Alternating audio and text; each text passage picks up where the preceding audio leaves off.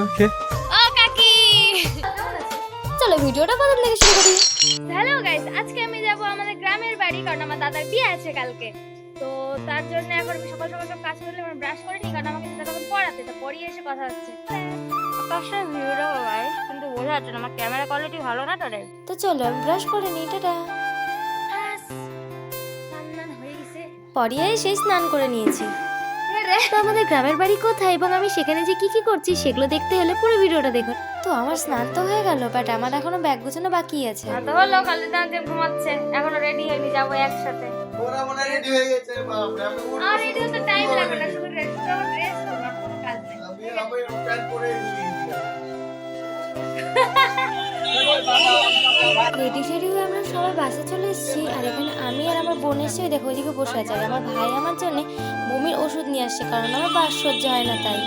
এই দেখো ওষুধ খাওয়ার পরে বেশ ভালোই তো আসছিলাম, কিন্তু মাঝ রাস্তায় এসে দেখো এখন বাসটা পুরোই ফাঁকা। এই সাইডে দেখো আমার বোন আছে, আর ওদিকটা তো পুরোই ফাঁকা হয়ে গেল। কলেজের কিছু ছাত্র ছিল তারা নামার পর আমরা এখান থেকে ভালো মতো গেল গাজলে, যে কিন্তু আমাদের অবস্থা অনেক খারাপ হয়ে গেছিল। চলো যাওয়া যাক। আমি তো অনেকদিন পরেই যাচ্ছি কাকা বাড়ি, আর তাও আবার দাদার বিয়ে উপলক্ষে, বেশ ভালোই লাগছে। জানি না কত কারোর সাথে দেখা হবে।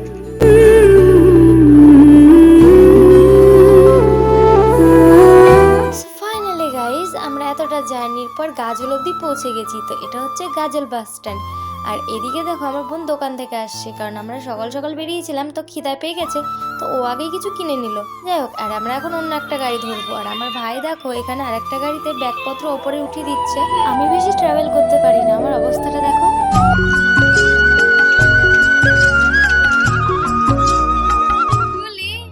সো ফাইনালি সেই সকালবেলা বেরিয়ে সেই সন্ধ্যা অবধির মধ্যে আমরা পৌঁছে গেছি কাঠিগন্ধর বাস স্ট্যান্ড। এটা হচ্ছে আমাদের কাকাবাড়ি বাস স্ট্যান্ড। আর এখানে দেখো মন্দির এবং কীর্তন করছে আমার জেঠুরাও আছে এখানে। আর আমাদের সাথে জেঠির গাজলেই দেখা হয়েছিল, আমরা একসাথে এসেছি। আর এখানে এসে আমাদের কম বেশি সবার সাথে দেখা হয়ে গেছে। ছবি না, এমনি ভিডিও। আর এটা হচ্ছে আমার কাকির বাবা, কাকিও আছে। ইনারা সবাই বাজার করতে এসেছিল, তো ভালোই হলো, সবার সাথে এখানে দেখা হয়ে গেল।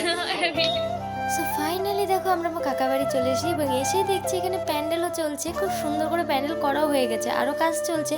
আর এর সামনেই দাদু বসেছিল। তো চল এবার বাড়ির সকল মেম্বারদের সাথে দেখা করার পালা।